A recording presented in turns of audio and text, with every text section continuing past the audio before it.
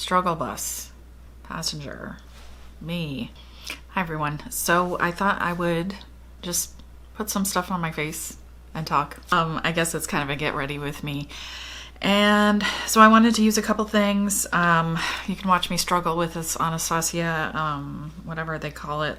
It's like a stick beauty balm serum boosted skin tint in shade number 1. And on my eyes I have this Morphe palette.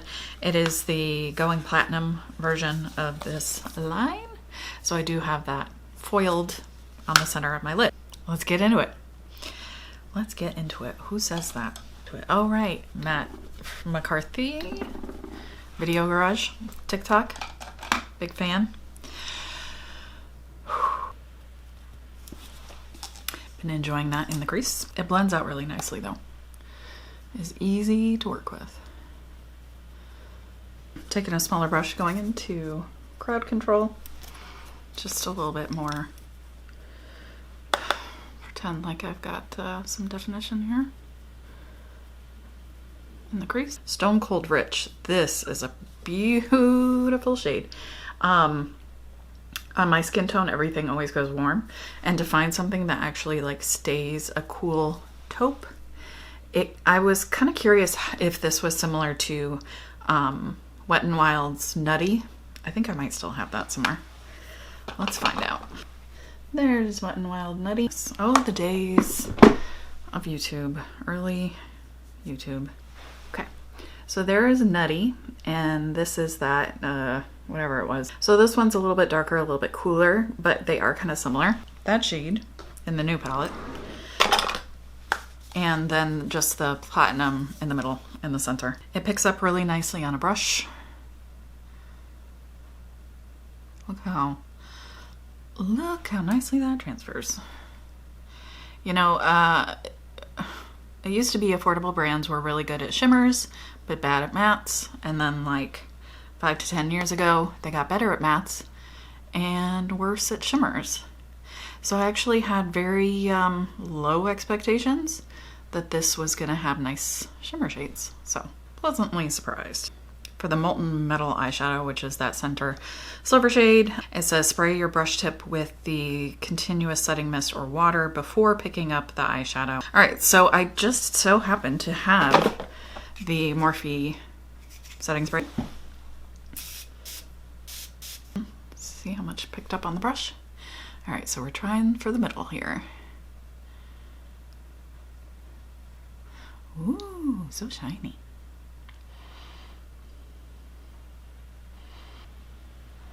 Don't love the fragrance on that setting mist, but it doesn't linger and it doesn't make my eyes burn. My left actual eye is very sensitive, like everything makes it water. I have not had any problems with this. Another thing that I got recently, it was on sale, it was like 50% off at Ulta. Maybe that should have been a sign. It's the KVD Tattoo pencil liner, and I didn't have any sort of like cooler browns. My collection, it's retractable, so you don't have to sharpen it, which is nice. However, this was broken off when I got it, which says to me it's dried out a little bit, and when trying to use it, that's what it feels like. However, it does not transfer much when I tightline with it. On that left eye that waters a lot very easily. Even when it's not like actively watering, it's like just a little bit extra wet, I guess. And no matter what formula, it would always I'd always end up with a little bit of black liner here in the corner, like fully down here. And so I would just make sure to kind of clean that up periodically through the day. And I just kind of accepted that that's just because that eye is extra juicy, that's just kind of part of life. But I have found actually that this one does not do that. And I think that's the first liner I've ever had that consistently doesn't do that, but I don't know if it's because it's like dried out. I've been tightlining forever. I don't mind kind of having to scrub in there. I would prefer to not have to, but because it's just so nice that it doesn't like slide down my face that I'm willing to put in a little extra effort to get that one to cooperate. So next I'm going to use something else, which I shouldn't have bought. I don't know. You know, endlessly optimistic about things like this, which historically never work on my face, just magically working on my face. It doesn't. Okay. So it's like a deodorant stick. I feel like that's what I'm doing, is smearing a deodorant stick on my face. Whatever. If it works, I don't care. The color, not enough yellow for me. Ugh. Let's see how it works with hands after the exfoliation. This catches on every single dry spot. All right, I think because I got all those dry flakes off, it's looking better. Whew. I mean, I like scrubbed the crap out of my face. That is like hands very laboriously pressing it in. I have not tried like blending it, spreading it with a sponge. I could try with a brush, but brushes will find all those dry spots, and so I'm just not gonna do it. I just feel like I'm setting myself up for disaster if I do. All right, so I'm going to use my regular Real Techniques. I made sure to like dry it really well so it's not too wet.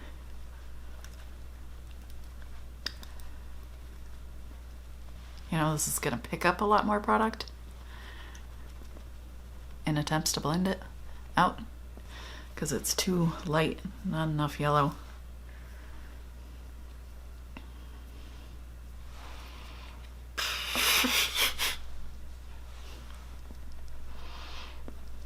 It's looking better solely because I exfoliated better.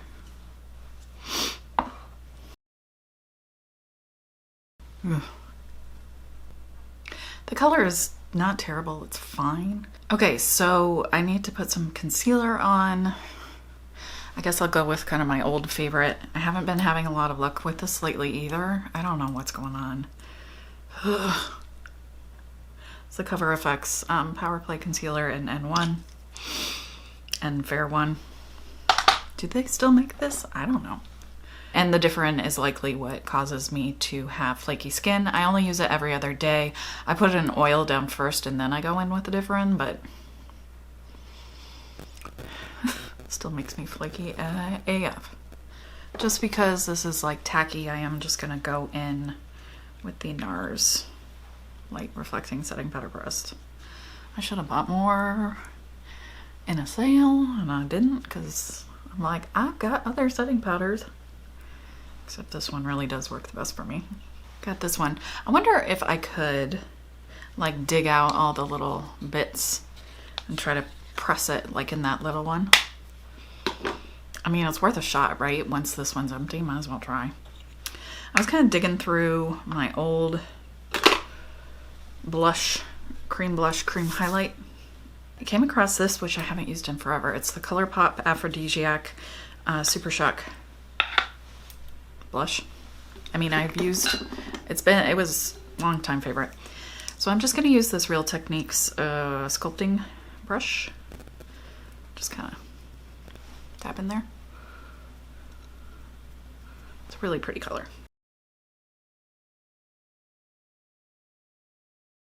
I'm just gonna take that matte brown again, Over40, just to add some shadow underneath, because that, especially because the concealer is a little lighter than I prefer.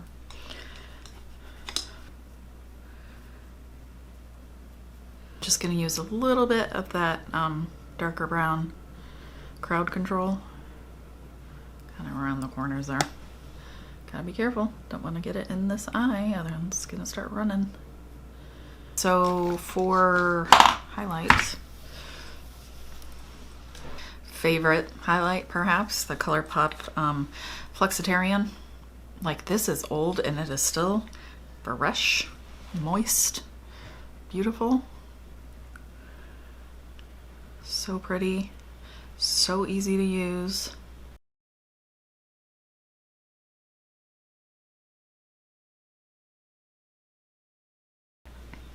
My nose is obviously really red around where my glasses sit. I don't even try anymore because the more I try to cover that up and then I put the glasses on, it's just gonna like slide. Okay, so I'm just using this Benefit brow pencil because it is waterproof. Do they call it waterproof? Because I have this like overactive sweat gland here at the front of this eyebrow. Plus, like when I walk to the bus stop to get my kids, I sweat. So, you see.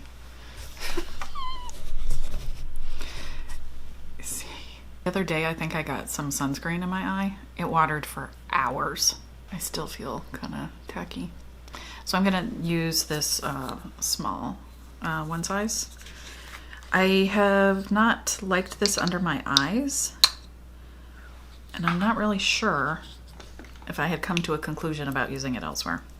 At my age, things can look really unfortunate on my face. It's like it can really bring out the fact that my skin is not a young person's skin. So yesterday I did this little sample size of the Urban Decay Subversion lash primer underneath my CoverGirl Lash Blast. Not Lash Blast, Clump Crusher. There we go. Ooh, like flashback to the 2010s. It's hard to put on with this little sample size though because it's so tiny. Don't have much to grab onto. Anyway, I made it just like one coat of the Clump Crusher, just be a little bit more volume. Generally, I don't really like primers. Like I already take forever to put on mascara. The last thing I need is like another step. Where is it? Just using a little of this Anastasia brow freeze. Anyway, I noticed this brow hair was like drooping. Got very droopy eyebrow hairs. I definitely would like to try the e.l.f. version of this one because I have heard people even say that they like it better than the Anastasia. So I just press it down. Kind of seems to keep it in place. Now I feel like whenever I try to put on a lip product, then I'm like, oh, it's too much. Like you got a lot going on down your face. You tried to put on some lipstick and now you look really overdone. Let's see if Miss Lisa Eldridge will keep me from looking too much. This is the Velvet Fawn. It's such a nice formula. It's like so... applies so easily and so like creamy in a way that this kind of that powdery matte, other brands with that kind of powdery matte tend to be not as creamy, and it doesn't like catch on my dryness because like my lips are very dry always. I changed the settings on my camera. Hopefully it's not too washed out. Let's zoom in because my skin is looking a mess. Can you see like under my eyes here? I mean, that's rough. My nose, like here, it's just like not sitting nicely. Another problem area I have is here.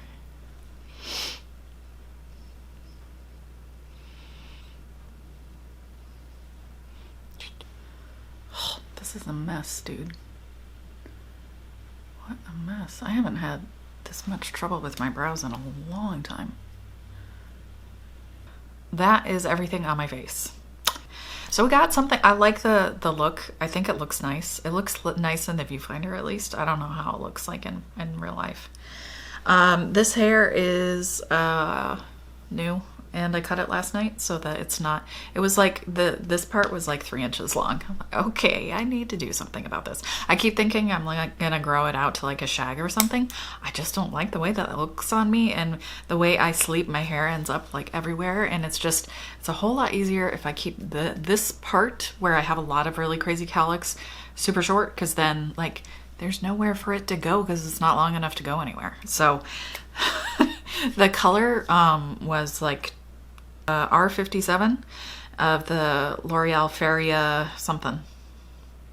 It's like cherry something. that's really helpful. I have a lot of white hair around the front of my face, and it is so bright on the white hair.